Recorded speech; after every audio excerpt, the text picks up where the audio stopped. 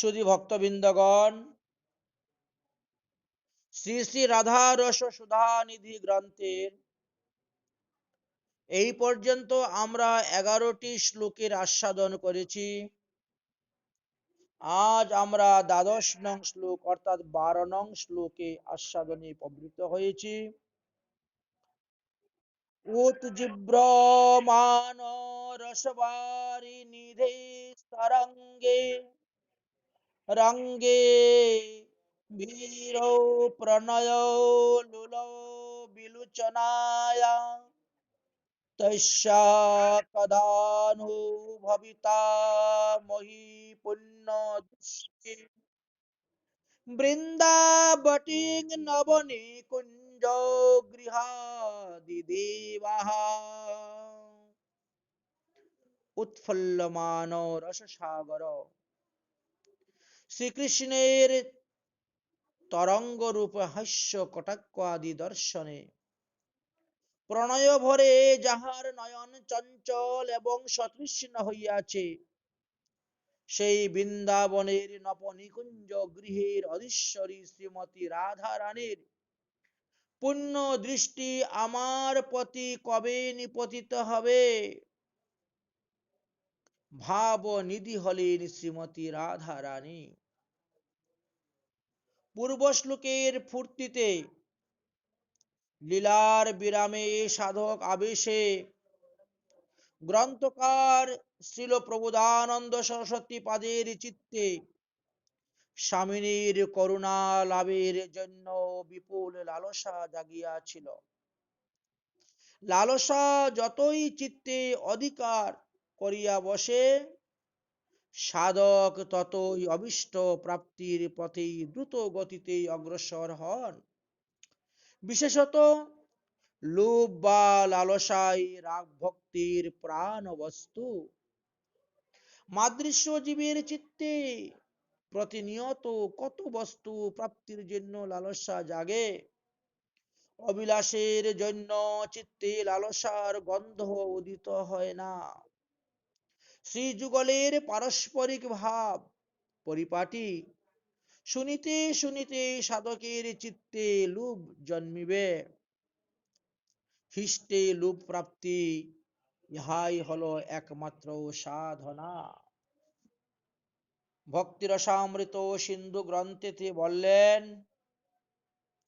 তৎ ভাবাদি মাধুর্য শ্রুতে ধৈর্য পদক্ষেপতে নায় শাস্ত্র নো যুক্তিঞ্চ তৎ লুভাত উৎপত্তি খনম। শ্রীমদ্ ভাগবত এবং তদর্থ প্রাপ্তি রসিকী ভক্ত কর্তৃক লীলা গ্রন্থ সমূহের মধ্যে দেখা যায় শ্রীকৃষ্ণ এবং তৎপরিকর গণের পারস্পরিক ভাব পরিপাটির মাধুর্য কাহিনী শ্রবণের দ্বারা যৎকিঞ্চিত অনুভব হইলে শাস্ত্র যুক্তি নিরপেক্ষ হইয়া তাহাতে বুদ্ধিবৃত্তির যে প্রবর্তন হয়, অর্থাৎ ওই ভাব মাধুর্যে অবিলাস জাগে, তাহাকেই লোভ উৎপত্তির লক্ষণ বলা যায়। মাধুর্য আস্বাদনের জন্য উৎকট অবিলাসই রাগ মার্গের ভজনের মূল স্তম্ভ। উৎকট আকাঙ্ক্ষায় শ্রীপাদ প্রবোধানন্দ সরস্বতী শ্রীমতীর কৃপাদৃষ্টি লাভের জন্য ব্যাকুল হয়েছেন। এই করুণা দৃষ্টির ভিতরে অনুসৃত রহিয়াছে অবিষ্টের সেবা প্রাপ্তি। যেমন প্রেম ভক্তি চণ্ডিকায় নরোত্তম দাস ঠাকুর মহাশয় প্রেম সেই সেবা প্রাপ্তির প্রার্থনা পদ গেয়েছিলেন, প্রাণেশ্বরী কবে মোরে হবে কৃপা দিটি, কবে মোরে হবে কৃপা দিটি, আজ্ঞা নিয়া কবে বিবিধ ফুল রব, চরণ বচন নবদুহ মিটি, কবে মোর হবে কৃপা দিটি। মৃদ মদ তিলক সিন্দুর বনাব, লেপন চন্দন গন্ধে, গাতি মালতীর ফুল হার পরাব, ধাওয়ায়ব মধুকর বিন্দে, ললিতা কবে মোরে বিজন দেব, বীজব মারুত মধেন্দে, বীজব মারুত মন্দে, শ্রম জল সহকল মিটব দুহি কলে রব, হেরব পরময়ানন্দে। শ্রীমতী রাধারানীর করুণায় শ্রীপাদ প্রবোধানন্দ সরস্বতী তিনি তিনার নয়ন সম্মুখে এই লীলার ছবিটা ফুটে উঠেছে। দিবা অভিসারিকা শ্রী রাধা প্রগাঢ় অনুরাগ ভরে কুঞ্জ অভিসারে চলিয়াছেন। শ্রী রাধার অভিসারের ভাবটি বাস্তবিকই অতি চমৎকার। একদিকে ব্যাকুলতা, অপরদিকে আশঙ্কা, আর দিকে অভিসার পথের দুর্গমতা। লোকে বলে প্রেম রস কোমল, কিন্তু সেই কোমলতা যে অনন্ত শক্তির আধার, ইহা ভাবিলেও লোক বিস্মিত হইয়া যায়। মাতহি তপন তপত পথ বালুক, আতপ দহন বিথার, নুনিক পুতল তনু চরণ কমল জনু, দীনহি কয়ল অবিসার, হরি হরি প্রেমক গতি অনিবার, কানু পরশ রসে পরবশ রসবতী, বিচরহি সকল বিচার। মহাজনগণ রাধা কৃষ্ণের এই অপূর্ব লীলার কথা বর্ণন করতে গিয়ে বললেন, শ্রীমতী রাধারানী কৃষ্ণ সেবার উৎকট আকাঙ্ক্ষায় সব বাধা বিপত্তি অতিক্রম করিয়া সংকেত কুঞ্জে উপনীতা হইয়াছেন। উৎকণ্ঠিত নাগর কুঞ্জে অনুরাগমোহী শ্রী রাধার বদনবিধু দর্শন করিয়া পরম আনন্দ লাভ করিলেন। একেই তো শ্রীকৃষ্ণের অসমার্থা মাধুর্য রসের সিন্ধু, তাহাতে আবার রাধার বদন বিধু দর্শনে লাবণ্য রাশি তরঙ্গমালার ন্যায় চলিত হইতেছে। উৎফল মানা রস সিন্ধুতে হাস্য কটাক্কাদি তরঙ্গ উদ্গম করিতেছেন। শ্রীকৃষ্ণ নিখিল রসামৃত সিন্ধু। শ্রুতি বলেছেন রস বৈশ আনন্দং ব্রহ্ম, ভগবান রসময় বা আনন্দময়। কিন্তু সব অবতারেই সব রসেরই অভিব্যক্তি দৃষ্ট হয় না। হিরণ্যকশিপুর নিধন কালে শ্রী নৃসিংহ দেবের ক্রোধ প্রশমনের জন্য স্বয়ং লক্ষ্মী দেবী দেবগণ কর্তৃক প্রেরিত হইয়া তাহাতে শ্রী নৃসিংহের মধুর রসের অনুসন্ধান প্রাপ্ত হন নাই, বরং নৃসিংহ দেবের গর্জন শ্রবণ করে ভয়ে লক্ষ্মী দেবী পলায়ন করেছিলেন। অতঃপর ব্রহ্মা শ্রী প্রহ্লাদ মহাশয়কে পাঠালেন। শ্রী প্রহ্লাদ মহাশয় তাহাতে বাৎসল্য রসের খোঁজ পাইয়াছিলেন, সেখানে মধুর রস আর ছিল না। শ্রী ভগবানের অন্য কোনো অবতারে একাধারে সব রসের বিকার দেখা যায় না, কিন্তু শ্রীকৃষ্ণ অবতারে দেখা যায়। শ্রীকৃষ্ণ অখিল রসামৃত মূর্তি, সব রসই তাহাতে সম্যক রূপে সুবিকশিত হইয়াছে। যেহেতু তাহাতে রসপূষক কতকগুলি গুণ আছে, সেই গুণগুলিকেই আমরা তার মাধুর্য বলিয়া ব্যাখ্যা করিয়া থাকি, এদেরকে মাধুর্য বলা হয়। শ্রীকৃষ্ণের রূপমাধুরী তাহার মধ্যে অন্যতম। বিশুদ্ধ প্রেমের সহায়তাতে শ্রীকৃষ্ণের মাধুর্য উপলব্ধি হয়, এবং বিশুদ্ধ প্রেমবান ভক্তের প্রেমের সান্নিধ্যেই মাধুর্যগুলো নিরতিশয় উচ্চারণ হয়, তার দৃষ্টি দেখায়। শ্রীমৎ জীব গোস্বামী পাদ ভক্তিরসামৃত সিন্ধু গ্রন্থের মঙ্গলাচরণ শ্লোকেতে দুর্গম সঙ্গমণি ব্যাখ্যাতে লিখেছিলেন, তথাপি রস বিশেষ্য বিশিষ্ট পরিকর বৈশিষ্ট্য নাভিভাব বিশিষ্টং দৃশ্যতে, অত এবাধি সবিশেষ বিশিষ্ট সম্বন্ধেন নিয়রাম। তাৎপর্য হলো এই যে, প্রেমিকের প্রেমের তারতম্যতা অনুসারে তত্তৎ প্রেমের সান্নিধ্য কৃষ্ণ মাধুর্য উচ্চলনের তারতম্যতা হয়।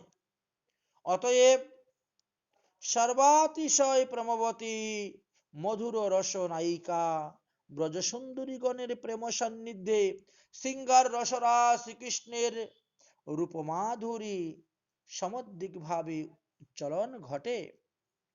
সর্বোপরি মদনাইক্য মহাভাববতী শ্রীমতী রাধারানীর সান্নিধ্যে সেই সিংহার রস সিন্ধুতে অপুরন্ত মাধুর্যের তরঙ্গমালা উচ্চলিত হইয়া ওঠে।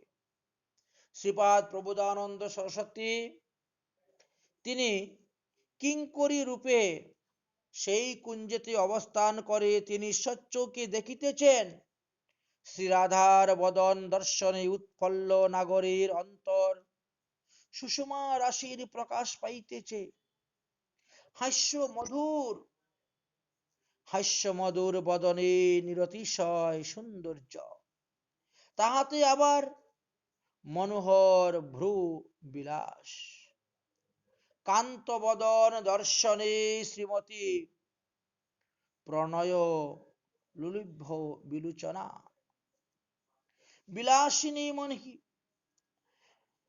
বিলাসিনী মনির নয়ন কটাক্ষে কত শত বিলাস ও মাধুরী প্রকাশিত হইতেছে।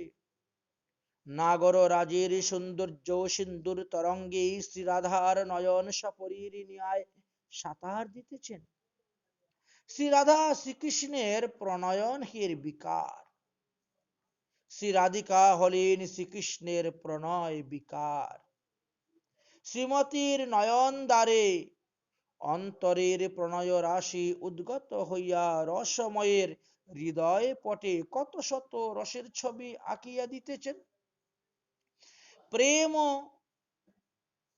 লুলবিচনায় না বলিয়া প্রণয় লুল বিলোচনা বলাই তাৎপর্য হলো এখানে প্রীতির অতিশয়ে কান্তির দেহ মন প্রাণকে নিজের দেহ মন প্রাণের সহিত অভিন্ন বলেই মনে করিতেছেন।